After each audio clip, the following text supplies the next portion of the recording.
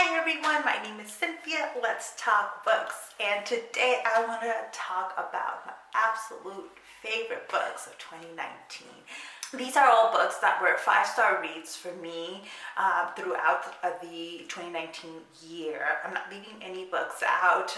There are a few books that were 4.5 stars that I was like, oh, I wish I could put them in this video, but I'm sticking with just the books that got 5 stars so I can talk about them.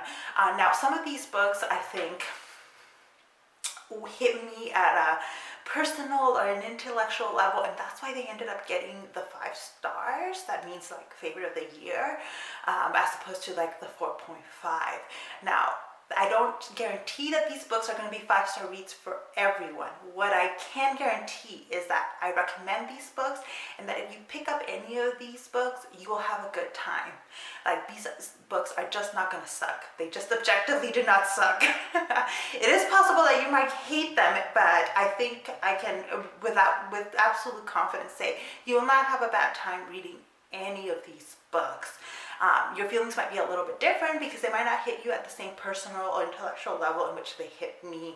But I think for a majority of people, these are going to be really, really good books. So the first book that got 5 stars for me in 2019 was One Night More, a Hotel Arroyo novella by Sabrina. So this year I have found a few more Latinx writers in the romance world, which is fantastic. It's one of my favorite genres to read in. This is a novella, and it was just so good. Usually novellas I tend to not rate very highly because they tend to not feel like full stories to me. That's just what the trend has been for me. This one did not, though. This one hit all the right notes. The pacing was right. The ending was right. Sabrina Soul, just touched on really excellent themes of family, of work versus personal life. Just fantastic. Highly recommend it. I did have a student read this book this year, and he really enjoyed it. So there we go. The next book that I gave 5 stars in 2019 was The Silence of the Girls by Pat Barker. This is a retelling of the story of the Iliad through the perspective of the women in the Iliad, particularly the perspective of Briseis. I really, really enjoyed this. I teach a class that touches on a lot of Greek history, and so for me, it was a particular joy to read this book. However, I think it's just also a good story. There are things in here that some people have had issues with, and that I think are like legit issues. Like the main thing is that you can't get away from Achilles. Like, Achilles is very present in this story, and because you're trying to retell a story through the perspective of the women, that can be a problem when this male character is a constant thing. I think that was in part just the limits of retelling the Iliad. Achilles is such a huge personality in these myths that is just really hard to get away from it because it affects the lives of these women to such a large extent. But for me, that was fantastic read. Lots of trigger warnings though, for sexual assault, for war, for violence, all of those things. Next book, staying on theme here, was also retelling of the story of Achilles. This is the Song of Achilles. But this one is told through the perspectives of Patroclus, and it just accepts that Patroclus and Achilles had a romantic relationship. However, the story begins when they first met as children, and as children, how they become friends first, and how the romantic and sexual relationship doesn't occur till later in their lives. And so you really get to see a full arc of their relationship, taking you through the story of the Trojan War, and even a little bit after. No spoilers if you don't know what happens in the Trojan War, though. I think everyone knows what happens in the Trojan War, even if you don't know the myths very well. But so until a little bit after, and it was beautifully, beautifully told. Both of these books are books that I used in a class last semester, and I will use them again because they're fantastic, and I think everyone should read them. Unless you really hate like Greek myths, then stay away from them. The next book that I rated 5 stars in 2019 was Born a Crime by Trevor Noah. What a fantastic book. If you haven't picked it up, what are you waiting for? This is one of my absolute favorite books. Like, I'm going in order in which I read them, but if I were ranking them in order, this would probably be number 2. Born a Crime is fantastic. I listened to it in an audiobook. Trevor Noah narrates it. He has a fantastic voice.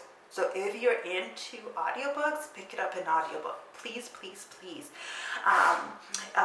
He does take you through what segregation was like in South Africa, and then how basically the growing pains of emerging out of a highly segregated world after apartheid in South Africa, and what that meant for him, what that meant for his family. It's so beautifully told.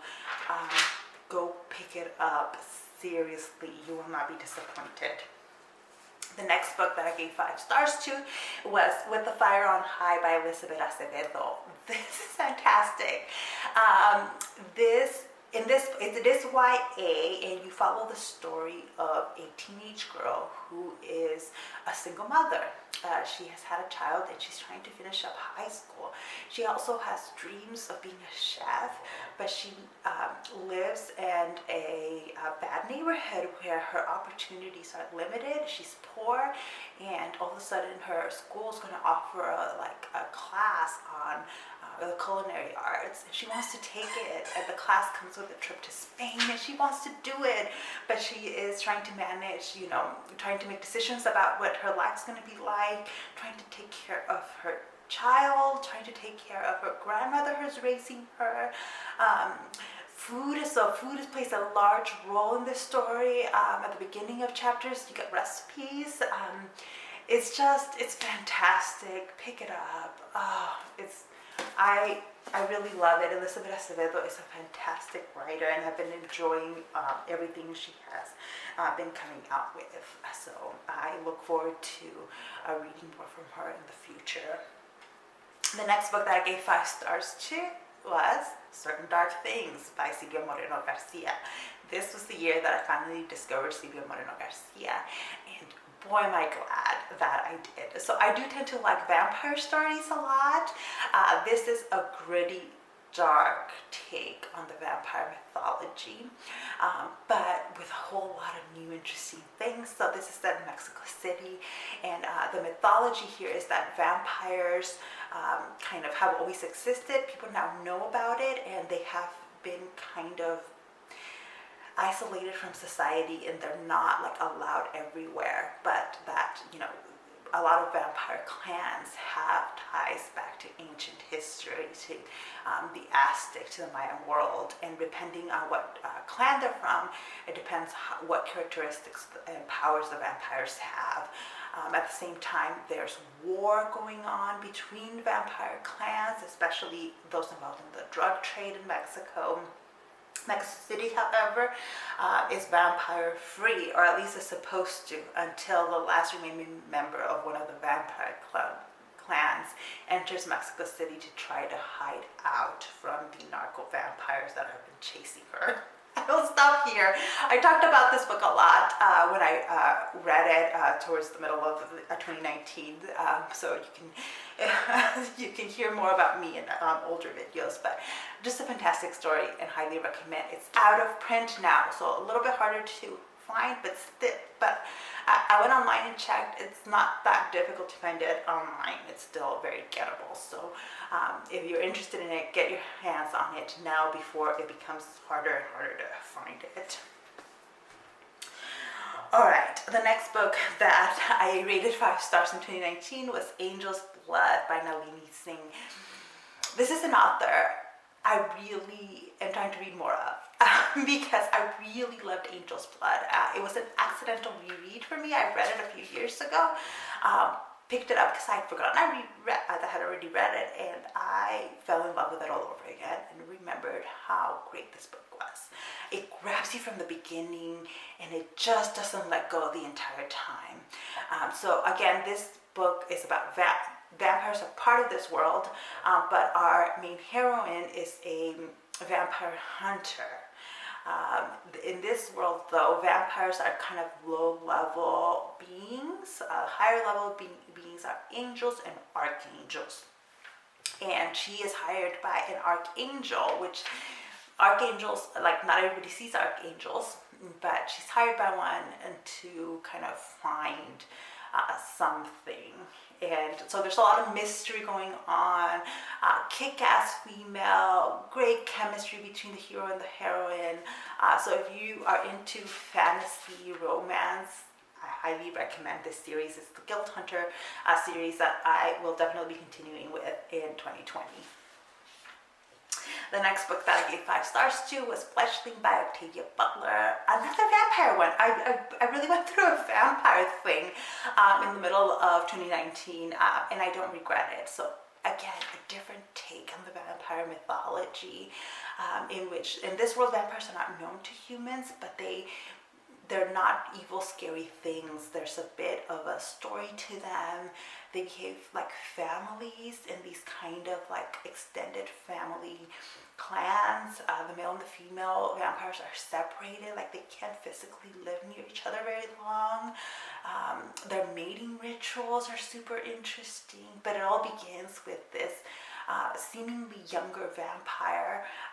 She ends up looking like a child even though she's not really a child, and it is clear that like something has happened to her. She doesn't remember exactly what happens to her, and she's having to relearn how to be a vampire and interact in both the human world and the vampire world. It's just fantastic. I need to read more Octavia Butler because this was the last book she published before she passed away, and it is freaking fantastic. Just really great. All right, the next book that I gave 5 stars to in 2019 was The Farm by Joanne. I was able to convince my book club to read it, and they all loved it too. So The Farm, the premise is that there's this like ranch-like secluded place where women go when they are going to be surrogates for other people. So they're going to carry children that are not their own, they're for other people, and they get paid a lot of money, they get taken care of, but while they're at the farm, they can't have a lot of contact with the outside world, and you're really following a number of women that are in the farm, all with different backgrounds. One is a Filipino immigrant who is in desperate need of money. She has a child already, but and so that plays an important part. Another one is a wealthy woman in her 20s who is comes from a wealthy family, but she's kind of been cut off from her family, and is just like she wants to do something good while getting money. And then there's another woman who's really just interested in the financial gains and kind of how they form a friendship, a bit of a found family. So the themes of class, gender, race play really important roles here. And I really love the way this book stimulated me both emotionally and intellectually. I think it's very, very good here. The next book was Esperanza by Pam Muños Ryan. This is is it a middle grade or would it be classified as a YA? I think it would be a YA book. Following this Mexican girl. When we begin the story, she comes from a wealthy Mexican family in which she is the daughter of a large landowning family in Mexico. She's kind of fallen in love with one of the guys in her farm, but he comes from a working family, and so that can't happen. But then her father dies, and her uncles inherit the land. And through other circumstances, she ends up having to immigrate with her family to the U.S. In the U.S., though, her life has changed completely. She is no longer wealthy. She is having to do things that she has never done before, like sweep the floors, she's never held a broom in her hand, so she doesn't know how to sweep, and she has to be taught how to do that. She ends up having to make extremely difficult choices and to grow up extremely quickly. I loved it. I loved reading this story. It is set in the 1930s, so with the Dust Bowl, and so there's a lot of discussion of like wages, of unionizing, things like that. And the main character doesn't end up on the side you think she would end up on, because her main task is like family and like getting through the situation that she's in. I really identify with the story as an immigrant. I know not everybody will, but I really enjoyed it, and there's a lot of really important history in this book that's told in a very accessible way. So I highly recommend it, and highly recommend the audiobook. It's a fantastic audiobook as well. The next book was Freshwater by Akwaeke and Emezi. This book I will need to reread at some point, and I don't say that about every book because I'm not a big rereader, but this book is, wow, it's so multi-layered, full of trigger warnings, by the way, for like everything you can imagine. But you start with this character who is inhabited by other spirits, and you go through her life and how she experiences her life with these spirits, and the way that fragments this character. I think the main theme here is about transgender issues, because when you read interviews with the author, she makes it very clear. But I also think you can get a lot of different things from this book, and if you can handle the heavy themes, it is so worth it. It is so worth it. The dog has decided to plant himself with a squeaky toy right here. But we've only got 2 more books to talk about. The next one is Binti by Nnedi Okorafor. I have the full bind-up of all the Binti novellas in here. While I do recommend all of them, I think the first one in particular is so good. You start off with this human that comes from this particular group on Earth that has never traveled outside of group. Nobody in this group has ever left Earth, but our main character, Binti, has dreams of going to a university that's in a different planet where they specialize in math, and that is one of her abilities. So one of the things she can do is really see everything in numbers. Everything she sees in terms of numbers, and that was beautiful to read, even though I am not a numbers person. At the very start, she's making this choice to leave her family against their wishes to go to this university. She hops on a transport ship, and then everything goes haywire.